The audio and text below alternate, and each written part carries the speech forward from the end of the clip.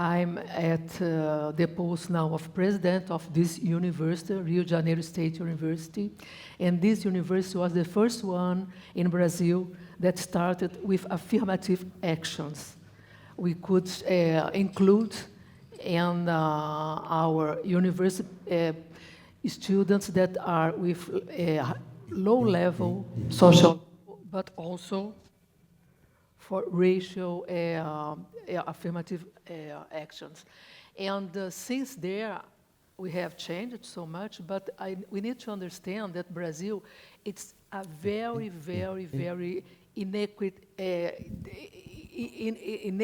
the Brazilian inequities are very, very, very large, and we need to compensate what we not, with what we have not done before. And for my point of view, we have still many challenges. And the challenges are not only including people, but getting actions, but possibilities, ways that people coming to the university could be supported. So we need to pay for grants. We need to have many strategies of helping them to follow all the course, to have psychological and social conditions to stay. So in my point of view, we need to do most than we have already done. But I'm already think that it's possible because the students that are coming to our university, and sometimes some of them, the families had not the same chance that they have because the parents are working and could not stay in university. They have only the elementary school. But in this point of view, I think that the university, or coming to the university and having the opportunity to be here, it's some kind of transformation of how the family or the community, and in these aspects, I think we have done much, but not sufficient to say yes. Thank you, Gulnar. Serge. No, I think you pointed out a very important challenge that university have. At the same time, they have to stimulate students who had the luck to have a good education in school, and also they have to be able to give chances to students coming from a poor background. In other words, the mission of the university is to try to correct what happened at the lower level. Yeah. So I think you cannot solve the problem if you don't tackle the problem of education before universities. Yes. It's very important to have universities which foster excellence so they don't discourage students who have had a good education, and at the same time is trying to support people who need that. It's a problem not only in Brazil, it's a problem everywhere, in France too. I think the difficulty comes from the fact that the governments have had this kind of mission to increase the number of students having access to a superior education without giving the means to do it really. Mm-hmm. And so we have this problem. For instance, in France, the level of education in high school has decreased a lot. When students come to university and have to start scientific studies, they have a gap to fill, which is much bigger than it used to be. So the university must fill this gap and at the same time try to promote also students who have had a poor education because they were in not very well organized schools. So it's a big issue, and I think most of the problem would be discussing cannot find solution if the governments don't give much more money, and they have to understand.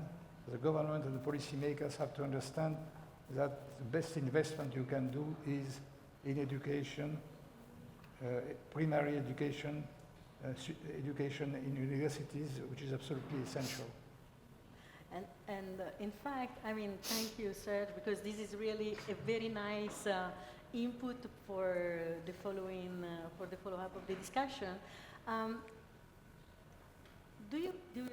Something that I was really thinking about is how to make sure that, as we know that university have two major roles, in fact, have the role of preparing teachers for the future generation to teach not just science, to teach in with all level of education, and the other one is the generation of knowledge. How to make sure that the knowledge that is generated respond to something that is a public good and not to specific interest.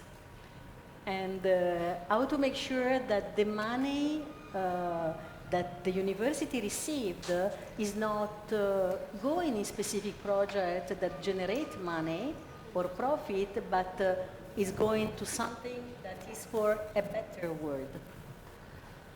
I understand. I think that this kind of strategy must be prepared, and we need to plan. We need to plan and see which are our priorities.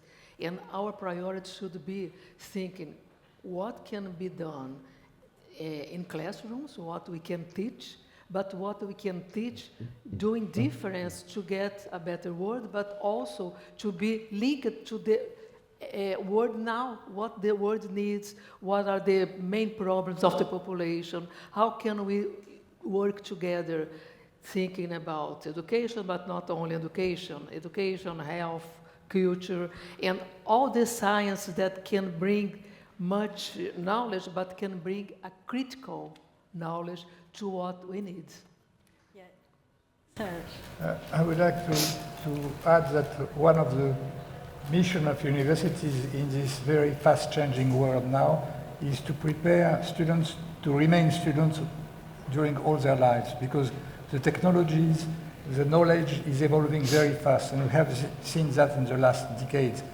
For example, when I started, computer science was not necessary to do science. Now it's needed. So students would have to learn new technologies later on in their careers, and so they have to have an open mind, ready to increase their knowledge as their life is going. So universities should open them to this kind of changes. We are talking about scientists, but I think it's also very important, if you have humanities in universities, that the students in humanity get a minimum training to understand what science is about, because then they will become citizens, and they need to know what are the challenges, the issues about science, to elect people in government who will understand the value of science. So science should infuse society, and the university have this goal, must have this goal, I think, to make everyone understand the value and the scientific method. This also would certainly help fighting against what we mentioned this morning, fake news and all this nonsense attitude that many people have because they don't know what science is about.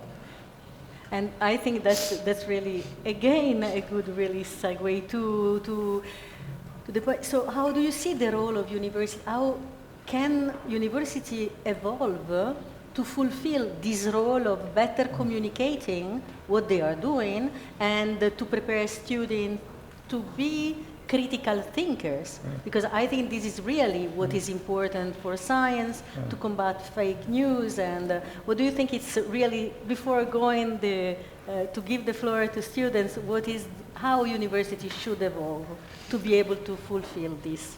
I totally agree with Serge, because if we don't have the possibilities of our students could stay in classes about humanities, about other social science, and only the direct way he wants to do, just thinking about physics and mathematics and all this information world that is changing very, very fastly, I think that we are not investing in this critical way of thinking. So the better way I think that university would be open to is to interact through all others subjects and teams that are not especially the one those students come. Thank you. Serge, do you want to add anything? No, I think we... Okay, good. Thank you. So let me first thank our speakers for their beautiful contribution. So please, an applause. Then, before getting Saneli, Ariana, and Eliana on stage, and to continue the conversation, because this Nobel dialogue is really about science to build a better future. So to you now, and I would like you to have a nice conversation with two esteemed speakers about what do you think, but before that, what do you think should be the role of university to get what you really want to achieve? Don't fight to get but also from your own perspective, from the country you are, because things are different in different countries. So please, it doesn't work. Acho que tem que ligar. Wait, so, Oh. hello, everybody. You can introduce yourself and then. My name is Ariana. Oi.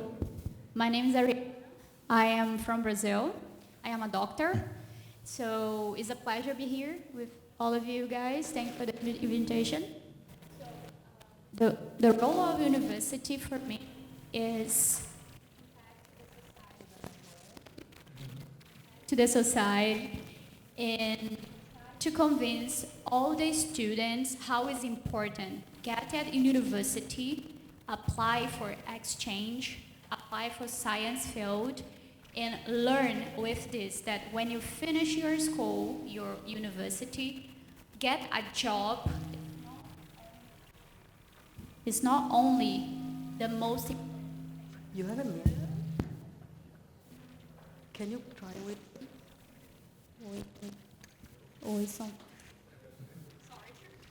So the most important is convince the students, just get a job after university. This is not the only important thing. You must apply during the university for everything you can get. Exchange, scholarships, everything. Because when you get those opportunities, you can just get out your university and have more opportunities outside your country. I am the best example. I'm here. So if during my field at the medical school, if I didn't apply for exchange, if I didn't speak English, I was not here. So it's important the university try to convince the students. During your field, try to do your best. Not only study, you must apply for research. Try to get interested in research because research is the future. So if you just study like your field and don't get more curiosity, if you don't get more curiosity about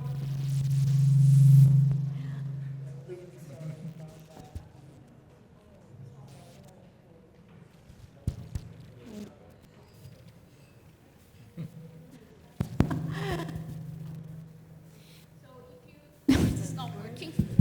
If you don't get curiosity about other field, you don't have highlights.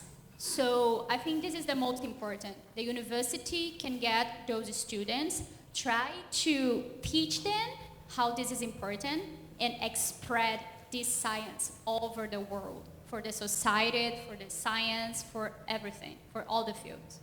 Okay, thank you.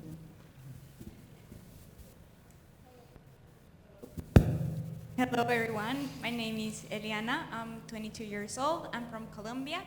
I'm an undergrad pharmacy student and a nutritionist, and first of all, I'm really grateful to be here today.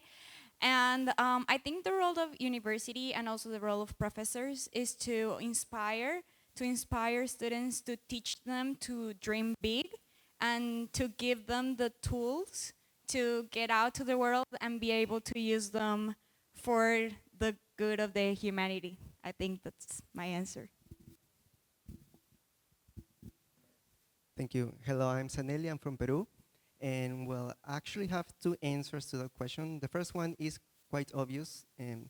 to teach, right, to learn. The role of university is to teach students, and make them great researchers, professionals in general, right? So knowledge. But I also think the university is a gateway to society. So I believe it's also important, as Ariana said, to give students not only knowledge, but also values, which are very important, especially in South America. Well, the main problem perhaps is not that we don't have great technicians, but we need more values in our society, better values, and we can see that in politics especially. So in Latin America, I believe that it's probably a great challenge to educate people not only in the field. For instance, I'm a physicist, so my university, yes, it was great at teaching me physics, but I believe that it should also give students the tools to then be great citizens, right? And that's what we need, probably, yeah. Okay, thank you very much. So now it's time to exchange with our esteemed panelists. So I think that there are many questions that you could ask to them because it's a chance, an opportunity. Maybe I would have loved to be in your position. I mean, I'm much older than you are, but I would love to have this role model. I am sure that whatever the age of people that are looking to you, inspired by you and by you, certainly. So maybe just to get the conversation on, what do you think, for example, I mean, science has a lot of ethical implication. What do you think? Do you think that, and you can ask them, do you think that there is a good teaching, a good flavor that you get when you do the university, when you do your higher education, about the implication, the ethical implications of research? Or do you think that there is enough preparation from the professor about the ethical implication of new innovation like artificial intelligence and other issues that are so changing our world? So you can...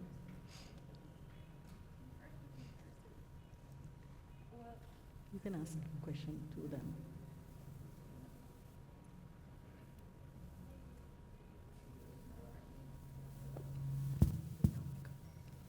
Hello? Yes, it works. I think, yeah.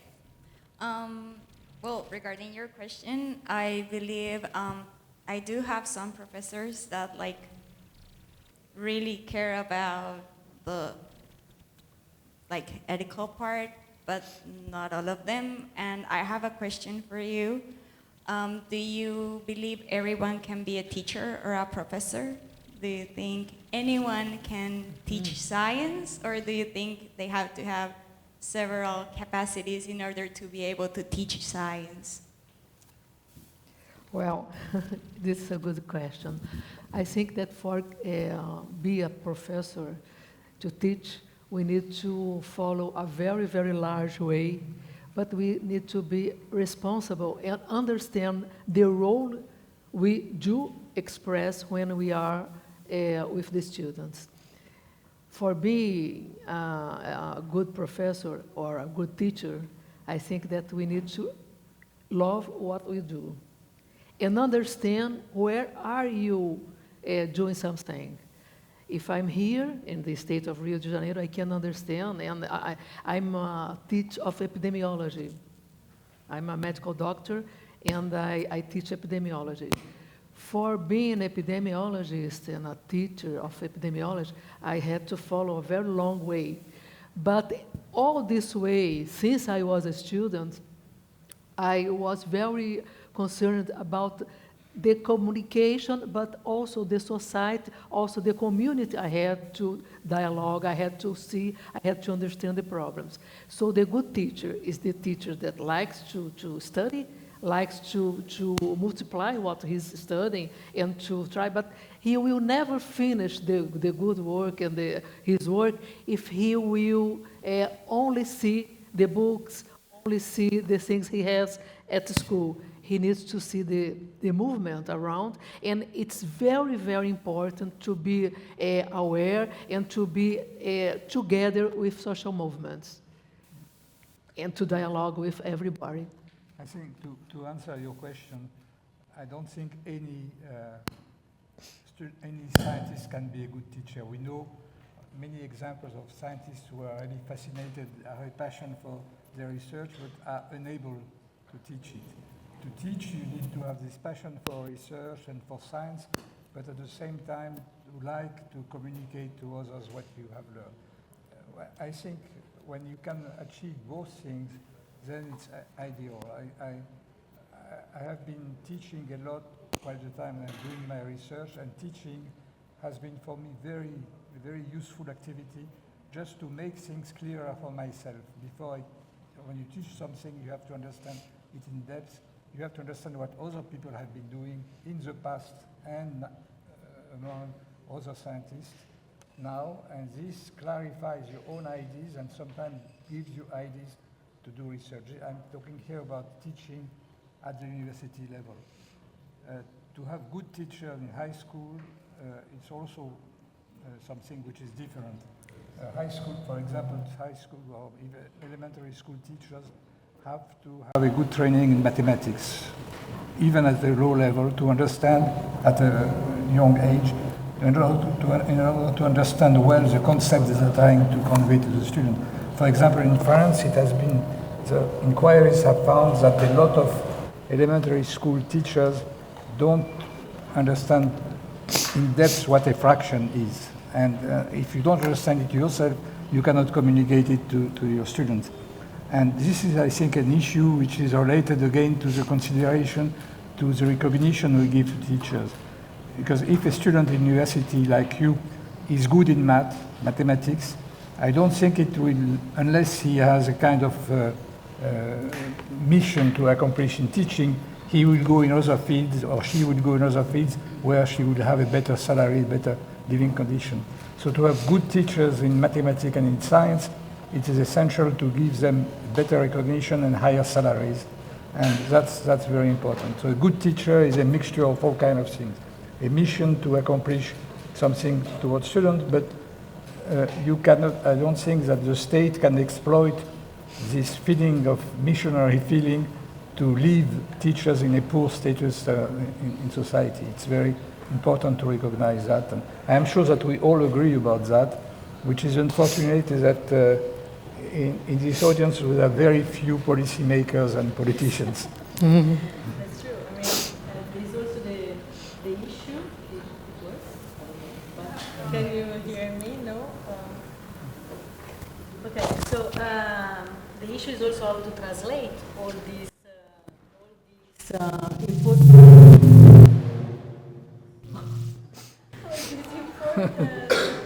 terms and concepts in actionable strategies in policy. Acho que ficou. Is not good.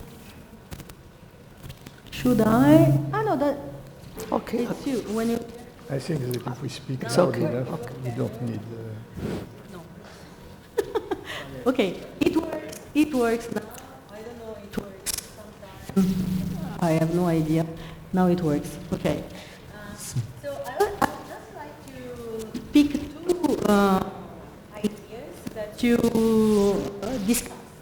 One was you said, Serge, before that we should really think about lifelong learning, continuous learning. So, to you both, how are you engaging with alumni? So, the previous students, to keep them aware of what's going on? Is there a way you are doing that?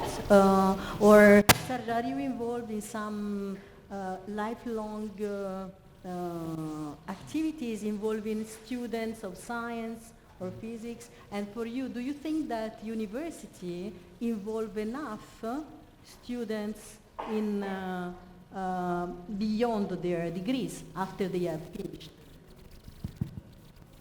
So I will give my opinion about Brazil's situation because I don't know how it happened outside the country. I think here we don't get enough investment and enough power. I don't know, I really I don't know why, but in Brazil, it's like I said before, when you begin the university, usually you just study. So sometimes you don't know what opportunities your university has to offer you to study, to start our research. So here in Brazil, I think we don't get enough investment and they don't try to put you in a research field. I believe this. Maybe in a federal university, they have more fields where they can put you in. But in private universities, sometimes not, because we don't have grants to offer. And sometimes our students, we don't have a lot of money because to get in a university is hard in Brazil. It's hard. This is our reality. So offer something without grants, this is a challenge too. Mm-hmm. So the student will just not get it. But if you have enough funds, they will get it.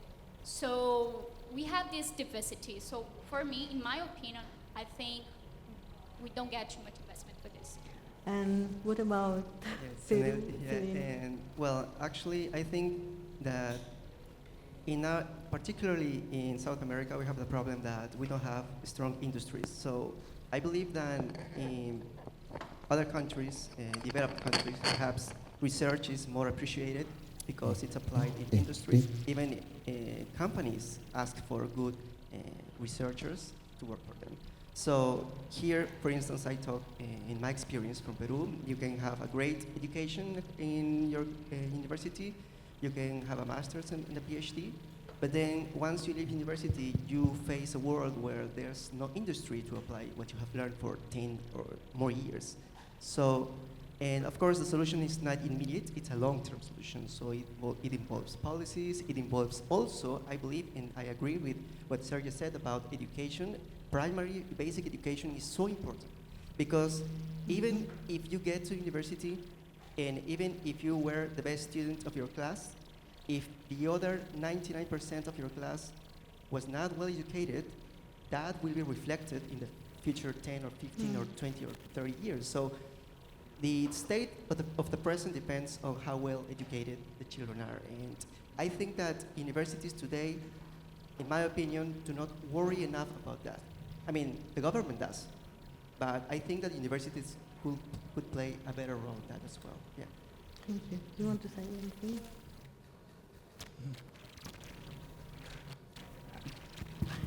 Yeah, I agree what they said. It's working? Yeah. And I just wanted to say, yeah, it is really expensive, for example, in Colombia to have a PhD or a master's. So most students just get the undergrad and that's it. And they have to go to Europe or the United States, for example. And I think, well, it's great to go to other countries and like expand education, but also most people don't come back. And we need them to come back to our countries to make them grow, to make them develop even more. So I think that's the goal, to get students to study in their countries, also go to other countries, but come back. I think that's the important. So, yes, so please. I would like to say something about that. A few years ago, I was involved in a committee in Colombia which was supposed to give advice to the government about the way to improve research there. And what we suggested was to have a kind of, to send PhD student and postdoc abroad, but with the understanding that when they come back, they will get a position to start doing research in their country. I think that would be useful, but this involves, again, a lot of commitment and a long-term commitment from the government. And when you know that a PhD or a postdoc will take 2 or 3 years, most probably when they come back it will be a different government. And so the commitment is a big issue. I want to add in the same vein the fact that in Europe, all the countries are working together much more closely than in South America. We have a European Union which has programs for research, programs for exchange of students between countries, and this has been very useful during the last decades to improve research and the level of universities in Europe. And I have always been surprised when traveling to South America to see how few communication you have between countries who share the same problems. I'm sure that if you have a common program among all these countries, and you have a big advantage compared to Europe, is that you have almost the same language, or it's Spanish and Portuguese. But in Europe, you have 20 languages. So it should be much more difficult in Europe to do that than here. And in spite of that, you have this.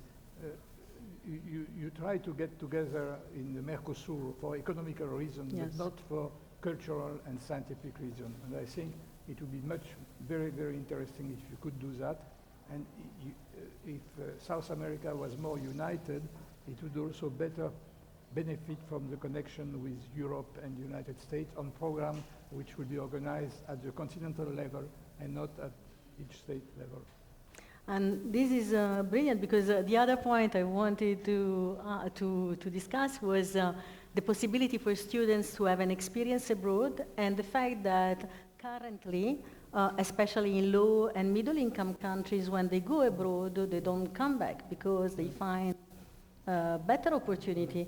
And in fact, we think that at the global level, 2.7% of all tertiary students globally have an experience abroad.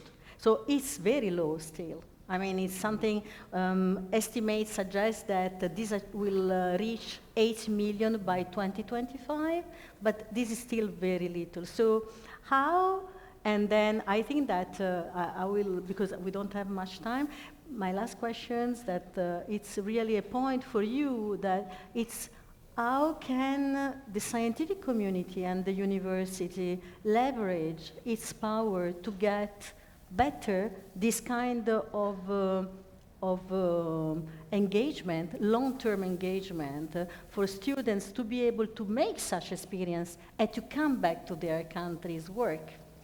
Well, I would say that as far as I know, all universities in the world have public investments. It's not possible to have a university without public investment. And as Ariana said, it's important to enlarge these investments at our universities.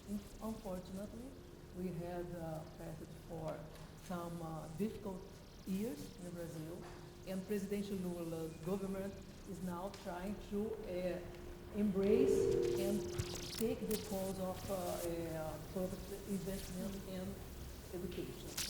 So what I would say is important to have this experience, but it's also important to change what we have for a long time in Brazil, my generation and others. Not the privilege of getting enter in but the right of having the possibility to be engaged and to be assisted in an university. So I think that investments and public funds are fundamental to get this program large and to permit exchange and all the experience in Latin America. I do agree. We have not so much experience of exchange, but we should think about South America, all countries that can together have more money, more funds to get our students here. Okay, I think I would stop here, but before then, I would like again, as we did in the previous panel, to say to you, you are the voices and you have to be active to really ask for these programs to work. The expenses and the funding of education is really fundamental for a society. So you need to go out there and really be the activist and the changer of this world. So let me thank a lot our panelists and our students for your wonderful contribution. Give me applause. Thank you.